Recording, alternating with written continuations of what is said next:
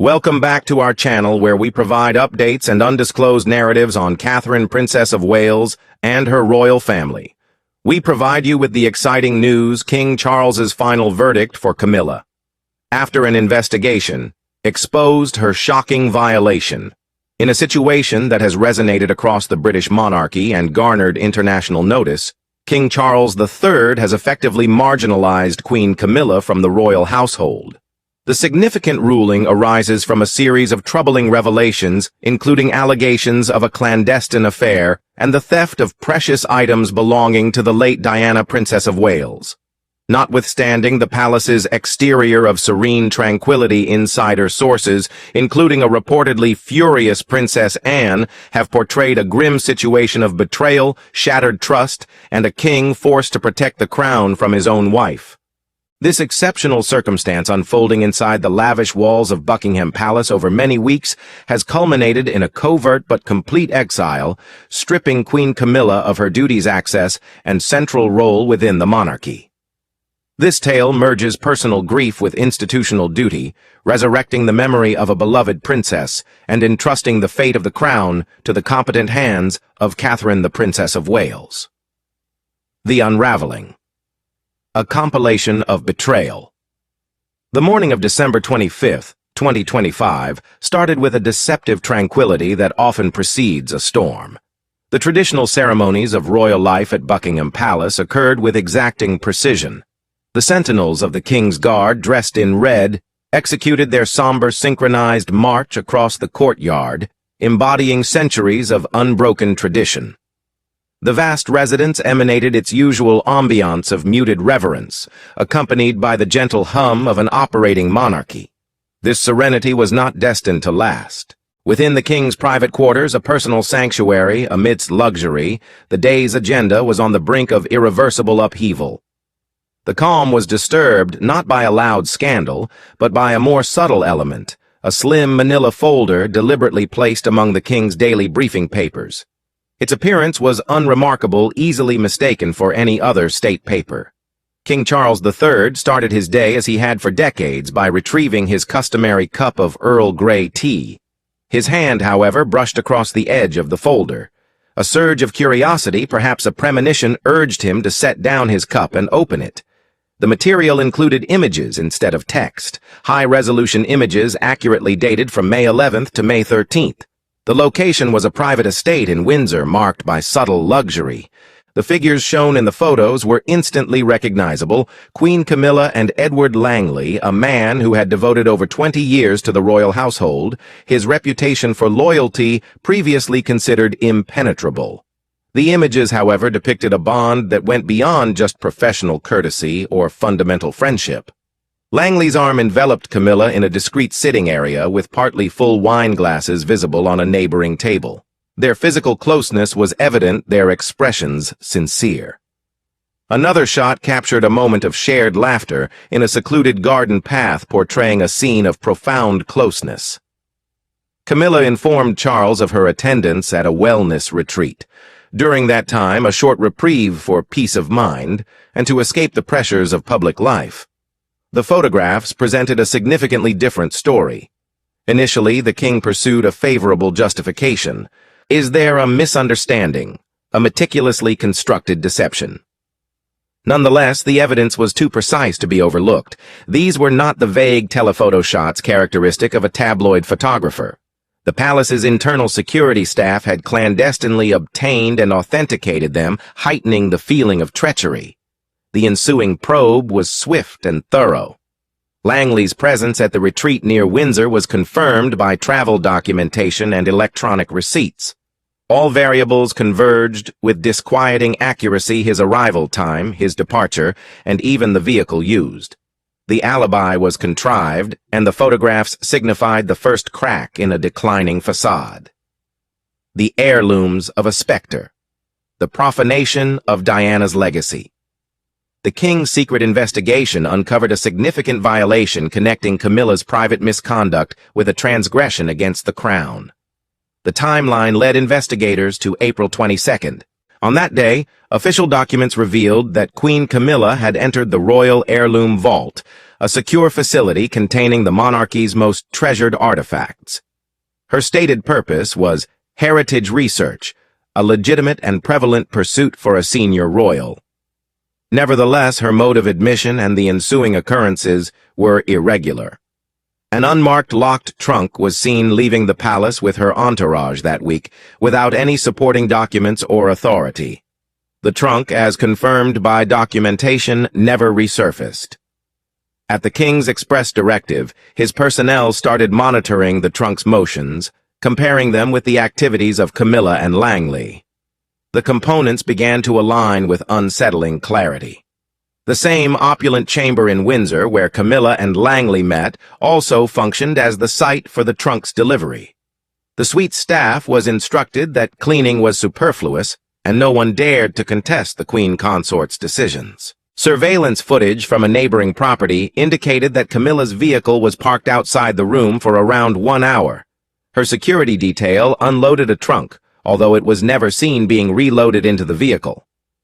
Weeks elapsed as the investigation broadened. On July 1st, a brief but damning report was sent to the king's desk. On April 22nd, it was disclosed that Camilla used an override code that had been outdated in 2014 to access the vault. It was a phantom code that should not have operated, indicating a sophisticated and intentional breach of security. The ensuing inventory evaluation revealed a distressing truth. 2 of the most emotionally significant objects in the royal collection were missing.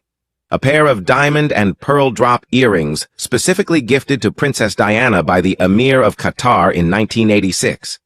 Secondly, the iconic Spencer choker, a magnificent piece of jewelry that Diana boldly repurposed into a headband, represents her youthful exuberance and independence. Their total insured value exceeded $650,000. To the world, they were treasures. To Charles, they signified something more. They were tangible links to a past filled with complexity and sorrow, priceless reminders of Diana. They represented a legacy he felt duty-bound to preserve for his children and the nation. They have now left. The investigation's last and most profound finding came from Camilla's personal tablet, which had been clandestinely obtained from her quarters. Encrypted correspondence with Edward Langley was uncovered. The statements did not include any legal accusations, but their emotional impact was substantial. They deliberated about desire, possession, and a shared future. Notably, they used phrases like retaining what is justly ours and the past ought to remain in the past, sentiments that about the stolen jewels revealed a sense of entitlement and complicity. The puzzle has been completed. Charles had substantial evidence of adultery, conspiracy, and thievery. The distress is beyond individual limits. It represented an assault on the institution he was meant to oversee. The crown has been methodically and covertly deprived of its dignity from within. Camilla, the woman he had strived for decades to assimilate into the royal family, the partner he had presented as his loyal spouse, had become the architect of a subtle but catastrophic scandal. Charles did not detonate. A cold resolve surrounded him. He stayed in his study for hours, the documents spread before him, his gaze fixed on the empty velvet display that formerly contained Diana's jewelry. He saw that a confrontation was inevitable, although it would transpire on his terms not as a wounded partner, but as a sovereign authority. This surpassed issues of affection or betrayal. It related to trust, history, and the dignity of the crown. The confrontation. A ruler's judgment. On the evening of July 1, 2025, a melancholic atmosphere pervaded a certain section of Buckingham Palace. As the estate engaged in its typical nocturnal activities, a palpable tension was building in the blue drawing room, a space often reserved for hosting visitors and organizing celebratory festivities. King Charles III convened Queen Camilla for a meeting at that location. The request was made suddenly, its conciseness signifying a subject of considerable significance. With Camilla's entrance, her expression revealing confusion and concern, the atmosphere shifted. The ornate double doors closed behind her with a soft but firm thud, separating the inside from the outside world. With a discreet, almost imperceptible gesture of his hand, Charles dismissed the following crew, leaving them entirely alone. The next events had little connection to a marital discussion. It was neither an impassioned argument nor a plea for understanding. The interrogation was cold and thorough. Charles abstained from raising his vocal volume. He remained seated, his posture rigid, his tone unsettlingly calm and resolute. The silence surrounding his remarks was more potent than any accusation, generating an unbearable tension in the opulent environment. He gestured towards a collection of folders organized on the polished antique table separating them. The contents included time-stamped photographs, confidential intelligence documents, private security records, and decrypted conversations. He spoke a single question, his tone muted but penetrating. Who is this person Camilla got incapacitated? The simplicity of the question disarmed her. She hesitated, her mind scrambling to formulate a rationale. She referred to an old acquaintance, articulated the challenges of her role, and noted the wellness retreat she had desperately required. She sought to redirect attention by emphasizing Charles's recent concentration on legislative duties. Her assertions were disjointed and unconvincing, offering a tumultuous narrative devoid of cohesion. Charles listened intently, his expression enigmatic. After she finished, he just opened another folder. This paper included the records from the royal vault. The details were precise, leaving no room for ambiguity. Between April 18th and April 22nd, Camilla accessed the vault 3 times using a code assigned to a restricted group. The documentation for April 22nd was particularly damning. Arrival at 9:42 a.m. departure just after 1:00 p.m. On another occasion, she arrived with the unmarked trunk. The trunk that was missing. Upon receiving this news, Camilla's complexion became ashen. Her lips trembled and she could no longer endure the king's gaze. She attempted to dispute and provide other explanations. Nonetheless, the evidence was irrefutable. Charles persisted, his voice laden with deep, sorrowful gravity. This is beyond a simple private indiscretion. It concerned a subject of sanctity, trust, memory, and legacy. He reminded her that the name Diana was beyond simple memory inside the palace, representing a dynamic presence in the hearts of millions. Diana embodied an ideal for many, something pure and elusive. Interfering with her past and seizing her personal items was a breach that went beyond ordinary robbery. It was a severe violation of respect. The king refrained from proceeding in anger, despite his remarks carrying profound grief. This included not just the betrayal of his trust, but also the infringement of a memory he was dedicated to preserving. The jewels were not only wealth, they constituted a vital element of his son's heritage, a concrete link to the mother they had bereaved. Consequently, the definitive and disastrous aspect of the enigma surfaced. The pearl and diamond earrings bestowed to Diana in 1986 were absent. No paperwork authorized their removal. No one had supported them. Nevertheless, a few days before, those same earrings were photographed clearly visible on the ears of Camilla's daughter, Laura Lopes, at a public charity event. Upon Charles presenting this definitive proof, Camilla's composure completely deteriorated. She emotionally crumbled, saying through sobs that it was only a severe mistaken error. Nonetheless, the remarks were devoid of substance. The fragile trust carefully built over decades of conflict and reconciliation had been irrevocably broken. The years spent rebuilding their public image and fabricating a narrative of unity from the relics of past turbulence seemed to be a considerable failure. Later that evening, when confiding in a single trusted counsel, the king's composure eventually wavered. He did not articulate rage, but his voice communicated a deep fatigue that seemed to age him. He depicted a betrayal that was double a pain, rekindled. He addressed the 2 individuals whose legacies he felt he had insufficiently protected: his late mother, Queen Elizabeth II, who prioritized duty above everything, and Diana, whose legacy was now being compromised inside his own home. As the fire in his chamber cast flickering shadows on the walls, Charles sat alone, his thoughts in turmoil. He saw Diana's countenance, perceived her voice, and felt the weight of her warnings from a distant past, resonating from a history that remained unclouded. At 07:00 hours. The next morning he arrived at a decision. It was unambiguous and definitive. Camilla would lose her access to the royal vaults. She would be prohibited from attending any secret Privy Council meetings. Her ceremonial privileges would be quietly revoked within 48 hours.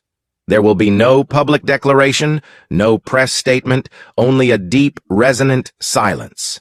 Nonetheless, silence did not signify idleness. In a different section of the palace, a pair of astute eyes had been watching. Princess Anne, the king's influential sister, saw the subtle alterations, the subdued conversations among senior staff, the unusual tension in the corridors, and the quiet assessment of the royal assets. Anne, a woman of few words and deep conviction, abstained from meddling. She examined. She hesitated, resolute and unwavering. Her time was approaching. The Ornament of Truth. Catherine's discreet intervention on June 29, 2025, a sophisticated atmosphere of celebration filled a sunny drawing room at Buckingham Palace. A distinguished supper was arranged to honor Princess Charlotte's recent philanthropic accomplishment. The ceremony was private, without media attention and public disturbance. The 32 attendees were close family and trusted acquaintances, fostering an ambiance of relaxed sophistication. Catherine, the Princess of Wales, arrived precisely at 12:14 p.m. She proceeded with her typical poise and elegance, her presence seamlessly commanding the room. She wore a light blue day dress, later identified by royal fashion experts as a gown first worn by Princess Diana at a charity event in 1995. For Catherine, this was not only a fashion choice, it was a deliberate and reflective tribute, a method of incorporating Diana's legacy into the family's contemporary story. As Catherine crossed the room, her gaze fell upon Laura Lopes, the daughter of Queen Camilla, seated next to a north-facing window. Laura was dressed simply, her manner serene. Nonetheless, it was her earrings that enthralled Catherine's focus. They were extraordinary pearls. The design included 3 distinctive pearl drops, each embellished with a cluster of tiny, brilliant-cut diamonds that refracted sunlight and exhibited a notable brilliance. A subtle warning echoed in Catherine's mind. She identified those earrings. They were not only embellishments, they symbolized a facet of royal history. Catherine, maintaining her composure, discreetly instructed her personal attendant to get the Royal Heirloom Collection catalog from the palace archives. Within minutes, the hefty leather-bound volume was delivered to her. She precisely turned to the section on diplomatic gifts from the 1980s. The pearl and diamond drop earrings gifted to Princess Diana by the Emir of Qatar in 1986 were shown with both photographic and descriptive precision. The catalog said that Diana had worn them on a state visit on October 14th of that year. Every detail, from the unique clasp to the exact quality of the pearls, was documented. The palace records show that these earrings are designated as part of Princess Charlotte's future inheritance, to be formally given to her on her 18th birthday in 2043. They were not to be borrowed or worn by anybody. Nonetheless, they were affixed to the ears of a person without rightful claim. Catherine abstained from causing a disruption. She scrupulously observed and anticipated the ideal moment. At 12:42 p.m., under a cascade of laughter from the throng, she approached Laura. Her voice, although agreeable, had an unmistakable firmness that cut through the ambient hubbub. "Laura, those earrings are exquisite. Could you recount their history?" The seemingly innocuous query delivered a decisive impact. The neighboring discussion subsided. Laura became paralyzed, her smile fading as she was caught off guard. After a period of intense doubt, she hesitantly replied, claiming they were a family heirloom inherited from her mother. Catherine abstained from contesting. She consented, and soon after the earrings were discreetly requested for routine inspection and cleaning by the palace's chief gemologist, who had been placed on standby due to increased security apprehensions. The evaluations were timely. The judgment was rendered at 1:00 p.m. The earrings were authentic. Their last official inventory record is from March 2023, confirming that the items were securely held in the vault. Later that evening at 10:08 p.m., Prince William came from another engagement, unaware of the day's muted drama. Catherine let him into their private chambers and whispered a single word in his ear. Confirmed. The statement was adequate. William's attitude became steadfast. A tacit understanding developed between them, and the atmosphere in the palace, already tense, grew heavy with impending consequences. The king was informed that afternoon. This is beyond a simple personal dispute or a basic breach of decorum. It was a public display of usurped heritage. For Charles, seeing those earrings, Diana's earrings, worn so boldly by Camilla's child, was the final irreparable insult. It was a violation not just of rules, but also of memory love and a promise made to his sons. The War Council betrayal of trust. An emergency council convened in one of Buckingham Palace's most guarded meeting chambers on the afternoon of July 3, 2025. The outside area was devoid of reporters and cameras. The public was oblivious to the monarchy's severe internal crisis occurring inside the palace, the worst in a generation. Attendance was limited to King Charles III, Prince William, Princess Catherine, Princess Anne, and a top royal advisor. The chamber was acoustically insulated with the substantial oak door shut. The stillness was laden with tension above mere household conflict. King Charles positioned himself at the table's apex, resolute. He saw photographs of Camilla and Langley vault documentation, the gemologist's assessment of the earrings, and a fabricated timeline. The evidence was unequivocal. The typically composed Princess Anne exhibited visible anguish. Her rage was evident on her face, and her lips were rigid. Although she refrained from shouting, her fury permeated the room. This transcended Camilla's shortcomings in Anne's perspective. The issue was the violation of their familial legacy, the commercialization of a national catastrophe for individual profit, and a disregard for Queen Elizabeth II, who prioritized the crown above all else. Prince William had a look devoid of emotion. His voice was subdued but replete with unexpressed anguish. "This is intolerable." Catherine remained composed, holding a fresh dossier detailing Diana's jewels on her lap. Her composure demonstrated fortitude, and her presence showed endurance. Following an extended quiet, King Charles spoke. His speech was composed, and his instructions were unambiguous. 1. Queen Camilla has been deprived of access to all royal apartments without delay. 2. Her communications and personal staff were permanently relocated. 3. Revise all access codes for the royal vault and private archives prior to midnight. 4. She would get subordinate protection rather than royal security. 5.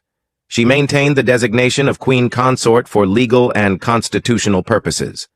Nevertheless, her official responsibilities, patronages, and ceremonial duties were suspended indefinitely.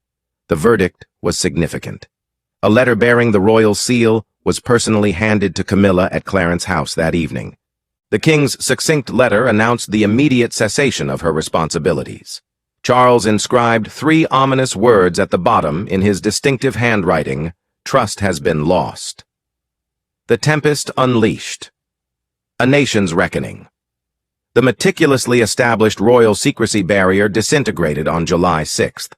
At 6:00 a.m., the Times featured the headline, "Queen Camilla in Secret Affair and Jewel Theft Scandal." The article presents incriminating photographs from a Windsor hideaway and notably juxtaposes Princess Diana, adorned with Qatar pearl earrings in 1986, against Laura Lopes wearing them in 2025. The narrative intensified dramatically. Social media erupted with outrage. Hashtags, "Are Not My Queen," "Our Justice for Diana," and "Our Legacy Stolen" achieved worldwide trending status within hours. A video featuring Laura adorned with earrings with Diana's renowned photographs, set to melancholic music, went viral, accumulating over 5 million views within half a day. The inscription stated, "History appropriated before our eyes." This transcended royal intrigue to become a national catastrophe. The public's outrage extended beyond betrayal and missing jewels. The issue was the seeming violation of Diana's legacy, which after her death showed grace and compassion to millions. The dispute engendered profound sorrow and a sense of protectiveness. The tabloids continued unabated. "Heritage plundered," said one. "Misleading Diana." On 2 occasions, said another. The BBC suspended morning broadcasting for the Crown in crisis. A brief YouGov survey conducted on July 7th indicated a significant decline in popular sentiment. Camilla's approval rating fell to 21%, a record low figure for a senior royal.